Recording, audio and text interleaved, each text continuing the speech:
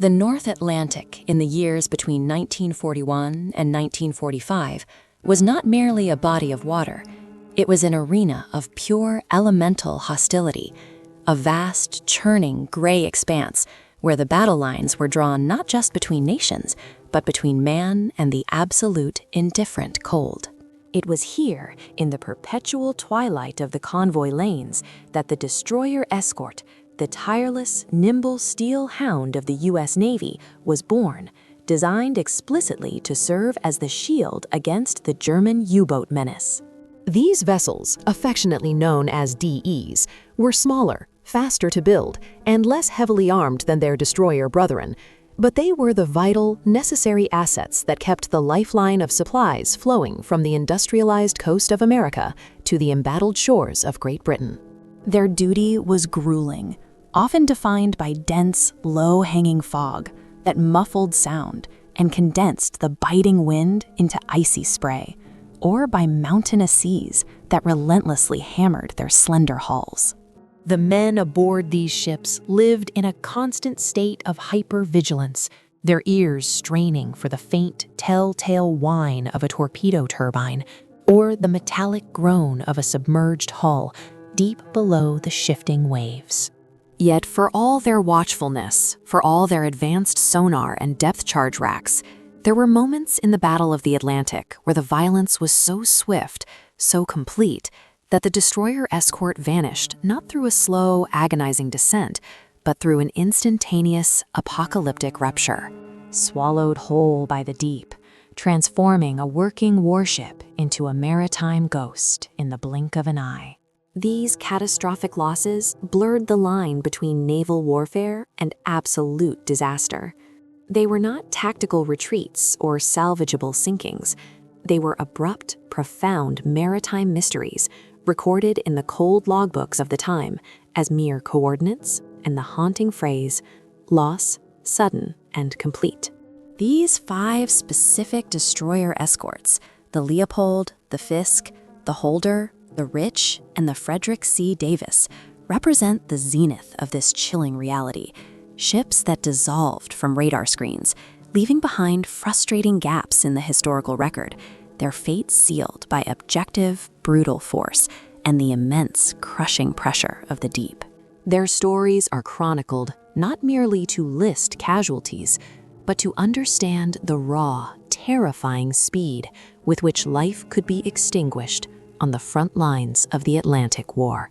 The primary technological threat responsible for this sudden finality was the evolution of the U-boat's weaponry.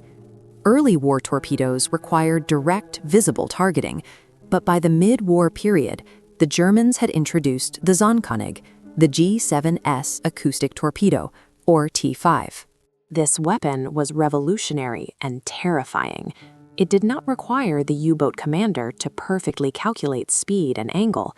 Once fired, the T5 homed in on the loudest noise source in the vicinity, the pounding screws of the escort vessels themselves. It sought the metallic thrumming and cavitation of the DEs, turning the protectors into the targets and making evasion nearly impossible once the weapon was running hot and true. The destroyer escorts, while structurally sound, were not battleships. Their hulls were lean, built quickly, and designed for speed and maneuverability, not necessarily to absorb the staggering energy of a direct torpedo hit in a vital compartment, particularly the engine rooms, where steam pressures were immense. A T5 striking amidships, coupled with the detonation of volatile fuel oil and high-pressure steam lines, could result in an instantaneous internal explosion so vast that the ship's keel might be broken before the crew even registered the sound of impact. The pressure wave propagated through the steel with blinding speed, collapsing bulkheads, snapping welds, and plunging the lights out across the vessel in one final, terrifying surge. This was the mechanism of the instantaneous loss, the moment when a ship carrying over 200 souls simply ceased to exist as a coherent object on the surface of the sea. The case of the USS Leopold, DE 319, remains a quintessential example of this abrupt annihilation. a vessel plucked violently from the cold surface during a routine escort mission. The Leopold was operating as part of Task Group 21.12, accompanying convoy CU-21, a crucial assemblage of high-speed tankers and troop transports moving eastward toward the UK in the early spring of 1944. The date was March 9th. The atmosphere was typical of the mid-Atlantic run, cold, overcast, with a heavy, soaking swell rolling across the face of the gray water. Visibility was moderate, but the environmental conditions were conducive to U-boat operations. The sea surface was choppy, masking periscopes, and the wind was steady, chilling the exposed skin of the watchstanders. The task group had encountered multiple U-boats, the dreaded Wolfpack, specifically Gruppe Stürmer, and the airwaves had been thick with reports of contacts and frantic sonic pings from the Escorts' active sonar. At approximately 2100 hours, the Leopold, commanded by Lieutenant Commander Kenneth Phillips, acquired a solid radar contact bearing 225 degrees, a distance of 14,000 yards, a confirmed U-boat surfacing to breathe or relocate. The Leopold immediately peeled away from the convoy screen, driving hard toward the enemy, the only sound the increasing roar of her own engines and the churning of the screw. In the final, fatal minutes of the engagement, the Leopold lost the radar contact, but the crew remained at high alert, anticipating a sudden close-range attack. At 21:30, the catastrophe arrived. It was not preceded by the telltale rush of the torpedo through the water that often gave ships a precious second of warning. Instead, there was a profound, deafening impact, followed by the immediate, cataclysmic sound of ripping metal and a deep, resonating explosion that shuddered through the entire vessel. The torpedo, likely a T-5 fired from the U-255, struck the Leopold squarely on the port side, just abaft each engine room. The description from the few survivors, later pieced together, paints a picture of absolute chaos and swift doom. The lights went out instantly. The deck plates buckled and warped. Steam and smoke, mixed with the spray of icy North Atlantic seawater, poured upward, choking the remaining crew. The strike had been fatal, crippling the ship instantaneously, transforming it from a powerful, functional warship into a mangled, listing wreck within seconds. The severity of the damage was evidenced by the almost immediate loss of communication and power. The bridge was thrown into darkness, and the command structure dissolved into the metallic chaos. What followed was perhaps the most disturbing aspect of the Leopold's loss, the agonizing hours of slow death. The main hull was broken.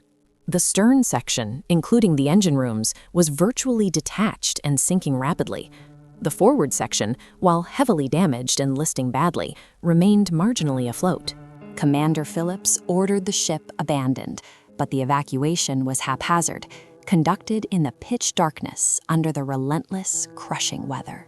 Men plunged into the water, fighting the heavy fuel oil that coated the surface, and struggling with life jackets in the sub-zero temperatures. The companion ship, the USS Joyce, DE-317, which had been ordered to continue searching for the U-boat, realized the Leopold was gone only when they circled back hours later. They found not a warship, but a spectral sighting, the severely listing bow section, still barely clinging to the surface, surrounded by the faint, muffled cries of men scattered across the icy waves. When the Joyce closed in for rescue, the U-255, still lurking beneath the surface, fired again. The Joyce was forced to abandon the immediate rescue operation to execute a high-speed emergency turn, dropping depth charges to ward off the second attack. This tactical necessity meant that the Joyce could not immediately render aid. When the Joyce finally returned to the scene, roughly 6 hours after the initial blast, the bow section of the Leopold had sunk. All that remained were a few scattered rafts and the chilling sight of men, their faces slick with oil and already turning blue with hypothermia, drifting in the massive swell. The Joyce managed to pull only 28 survivors from the frigid sea. 171 men were lost, swallowed by the cold silence. The sudden violence had done its work, but the exposure to the elements completed the kill, turning the initial catastrophe into a tragedy of compounding severity. The final resting place of the Leopold became one of those unmarked sectors in the abyssal waters, a cold, dark testament to a moment of supreme vulnerability. The history of the USS Fisk, DE-143, provides a similar documentation of brutal, instantaneous force, but with the added layer of extreme structural compromise that demonstrated the fragility of the DE class against the perfected attack tactics of the U-boats. The Fisk, an Edsel-class DE, was operating in support of the immense convoy KMF-33 off the coast of the Azores in August 1944. This was a critical zone for anti-U-boat operations, though the war had begun to turn decisively in the Allies' favor. The atmosphere was heavy, yet clear, a typical summer Atlantic day, marked by the deep blue symmetry of the waves and a steady, predictable rhythm to the patrol. On August 6th, the Fisk was running a sweeping anti-submarine screen with her sister ships when, at 1100 hours, radar picked up a faint contact.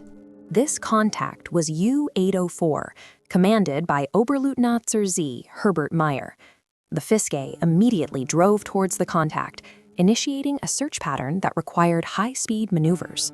At this phase of the war, U-boats were exceptionally skilled at utilizing their acoustic camouflage, remaining silent, deep, and waiting for the noisy DE to position itself perfectly for the T-5 shot. The U-804 waited until the Fisk was committed to her approach before launching the acoustic torpedo. The weapon struck the Fisk on the starboard side, directly beneath the bridge structure, or just forward of the main boiler room, a location where the integrity of the hull was paramount, and where the subsequent steam explosion would be guaranteed catastrophic. The result was not merely a hole in the side. The entire forward section of the Fisk was violently torn open, separating the bow from the main body of the ship with such force that historical reports indicate the foremast snapped instantly. The sensory details of the Fisk's sinking are harrowing. A tremendous tearing sound, followed by a massive plume of dark oil and steam erupting vertically, staining the clear blue sky. The Fisk immediately broke in two, the forward portion rapidly listing and plunging, while the remaining stern section, still marginally buoyant but completely disabled and listing heavily, floated for a brief period before also succumbing to the weight of the sea. The speed of the loss was devastating to the crew. Men in the forward compartments, particularly those in the main engineering spaces, had no chance. The concussion and steam would have rendered them instantly incapable, if not killed outright by the physical collapse of the hull structure around them. Captain C.P. Jackson immediately ordered the abandonment, but the sheer chaos and the severe list of the stern made orderly deployment of life rafts impossible. The USS Farquhar, DE-139, running near the Fisk, witnessed the explosion and immediately raced toward the scene, maneuvering through the widening slick of fuel oil and debris. The Farquhar was forced to proceed cautiously, fully aware that the U-boat might still be lurking, waiting for another target drawn by the disaster. The image recorded by the survivors of the Farquhar was chilling. The Fisk was gone, replaced by a dense floating field of wreckage, splintered wood, personal effects, and floating bodies. The Farquhar and other escorts rescued 186 members of the Fisk's crew. 33 men were lost in the instant of the strike, or drowned in the immediate aftermath. The disturbing aspect of the Fisk's loss was the complete obliteration of the central mass of the ship. Where the torpedo hit, there was simply nothing left. No structure to salvage, only an open void. The historical investigation concluded that the structural failure was near instantaneous, confirming the vulnerability of these hulls to the focused energy of a modern acoustic torpedo. The Fisk did not merely sink, it was disintegrated by the force of the blast, and the rapid crumpling caused by the ocean's pressure gradient acting upon the fatally compromised hull. It was a clear, sunny day for the Fisk to vanish, making the sudden transformation from patrol ship to fragmented debris all the more visually disturbing. The experience of the USS Holder, DE-401, provided a slightly different, though equally chilling, record of catastrophic damage leading to ultimate loss. The Holder, a John C. Butler-class DE, was part of a hunter-killer group in the area off Cape Cod, operating against the last concentrated U-boat thrusts near the U.S. coast in the early spring of 1944. By April 10, 1944, the area was saturated with fog, a landscape defined by dense, low-hanging gray moisture that reduced visibility to mere yards, muffling sound and creating a palpable sense of isolation and tension. The Holder was running with Task Group 21.16 when she encountered U-549. The U-boat, captained by KPTLT Hans Dietrich von Tiesenhausen, employed a classic patient tactic, waiting for the optimal moment of low visibility and high noise signature.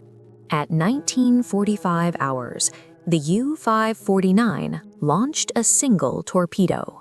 The strike on the Holder was arguably less powerful than the strikes against the Leopold or the Fisk, but it hit a critical, vulnerable location, the engineering space, precisely where the volatile mix of fuel, steam, and munitions lay clustered. The explosion that tore through the Holder was not the sound of metal tearing, but the deep, resounding thud of a massive, confined energy release. The immediate result was devastating. The vessel lost all power and propulsion instantly. Steam mains ruptured, turning the central part of the ship into a deadly pressure cooker of superheated vapor. The force of the blast lifted the main deck, warping the steel structure and shattering vital systems. The Holder was functionally dead in the water, a large, smoking, rapidly listing metallic corpse surrounded by the heavy, suffocating fog. For the survivors, the sensory environment was unbearable. They were plunged into darkness, the air thick with the smell of burning oil and ozone, the sound of escaping steam, a terrifying, high-pitched scream, cutting through the silence of the fog-shrouded Atlantic. The subsequent fires compounded the disaster, licking up the dense oil slicks that formed immediately around the ship. The Holder did not sink immediately. Instead, she entered a phase of being a ghost ship, effectively abandoned and doomed, but refusing to succumb to the waves immediately.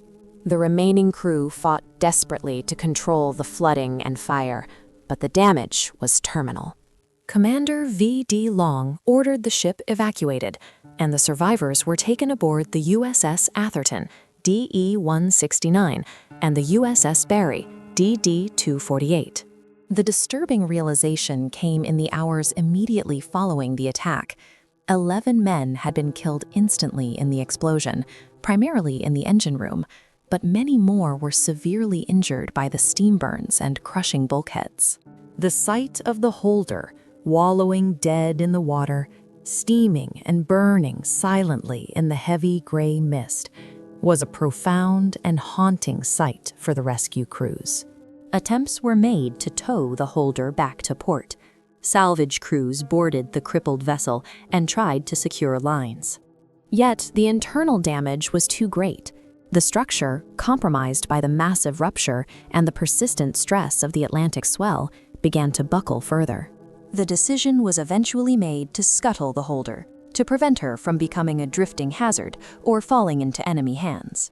The USS Cowie, DD-391, finally fired 2 rounds of gunfire into the doomed vessel's hull, sending the Holder to the bottom. The loss of the Holder documented the chilling reality that a single, well-placed torpedo could transform a functioning, modern warship into a derelict hull in seconds, condemning it to ultimate destruction, even if the sinking was delayed. The final moments were not a swift plunge, but a prolonged execution, an iron memorial to the moment of brutal force that had sealed its fate. The tragic, confusing, and sudden loss of the USS Rich DE-695 late in the war introduced the variable of complex attack methods and the close proximity of treacherous waters. The Rich, a Buckley-class DE, was operating off the Normandy coast in the immediate aftermath of the D-Day landings, a chaotic and heavily mined environment. Her mission was to scream the Allied transports supplying the beachheads. The air was thick with the scent of salt water and the pervasive smell of cordite carried on the onshore wind. On June 8, 1944, the Rich was operating in the Baie de la Seine, a historically dangerous region. The visibility was patchy, characterized by intermittent squalls and localized dense sea fog that rolled in quickly from the English Channel. At approximately 0850 hours, the disaster began not with a single clear impact, but with a terrifying sequence of 3 massive explosions occurring in quick succession, a near instantaneous sequence of detonations that pulverized the slender hull of the DE-695. Twisted steel and violent steam mark the fatal blow to the Rich, now listing precariously as the sea claims her damaged flank. The third explosion, seconds later, occurred near the stern, completely severing the after end of the ship. The immediate destruction was overwhelming. The Rich was fragmented into 3 pieces, sinking almost immediately. Eyewitness reports from nearby vessels described the ship seeming to disappear beneath the surface, leaving behind only a tremendous cloud of spray, smoke, and debris. The violence was so absolute that command and control were annihilated instantly, and communication was impossible. The precise cause of the destruction remains frustratingly difficult to pin down in the historical record. The location was known to be heavily mined, and initial reports suggested the Rich struck 3 magnetic mines in rapid succession. However, later analysis suggested the possibility that she had been hit by a U-boat, perhaps U-373, which was known to be operating in the area, with 2 torpedoes, and the subsequent internal explosions of fuel and munitions simulated a third blast, or that the first 2 hits immediately triggered existing mines or her own depth charges. Whatever the precise sequence, the effect was the same: catastrophic, instantaneous fragmentation. The sheer speed of the sinking left the crew with virtually no time to react. Men on deck were thrown violently into the frigid water, while those below were trapped instantly. Responding ships, including the USS Hammond, DE-131, immediately moved into the debris field, commencing the harrowing process of recovering survivors. The casualty count reflected the savage speed of the loss. Of the 214 men aboard, 27 were killed outright, and 73 were listed as missing, presumed killed. Many of the survivors pulled from the water were severely wounded by shrapnel, steam burns, and the crushing effects of the blast wave. The image of the fragmented remains of the Rich, 3 separate sinking pieces of the ship, floating momentarily before plunging to the seabed, is one of the most disturbing vignettes of the Normandy campaign. It was an objective demonstration of force that overcame the ship so rapidly that the very structure of the destroyer Escort was instantly erased. The story of the Rich highlights the environmental texture of sudden loss, the chaotic, churning waters off a heavily contested coast, where the threat could come not just from the unseen U-boat, but from the seabed itself, turning the act of patrol into a fatal game of chance against multiple unseen forces. The final destroyer Escorts sunk in the Atlantic War provided one of the most poignant and disturbing examples of sudden loss, not least because it occurred so late in the conflict, when victory was nearly assured. The USS Frederick C. Davis, DE-136, an Edsall-class DE, was operating in the final days of the Battle of the Atlantic in April 1945 as part of a hunter-killer group tasked with intercepting the last desperate surge of U-boats attempting to strike the convoys. The environment of the North Atlantic on April 24th was dense and unforgiving. A heavy pea soup fog had rolled in, blanketing the sea and reducing visibility to near zero. This atmospheric condition was a double-edged sword. It concealed the DEs from potential visual sightings by U-boats, but it also masked the U-boat's movement and prevented the escorts from using visual tracking or star sightings. The world was reduced to the damp, cold confines of the ship's own hull and the tense, echoing silence of the fog. The Davis was maneuvering to aid the USS Hayter, DE-212, which had already detected a U-boat presence. The U-boat, U-546, commanded by KPTL Paul Just, was a seasoned predator, expert at utilizing the chaotic conditions of the fog and the noise generated by the hunting DEs. At 08:15 hours, as the Davis was turning to execute a box search pattern, the U-546 fired a single T-5 acoustic torpedo. The weapon struck the Davis on the starboard side, amidships. The strike was instantaneous, catastrophic, and completely unexpected in the dense fog. The accounts from the few surviving officers emphasize the absolute abruptness of the event. One moment, the bridge was functional, the crew alert. The next, there was the blinding flash and the roar of the explosion.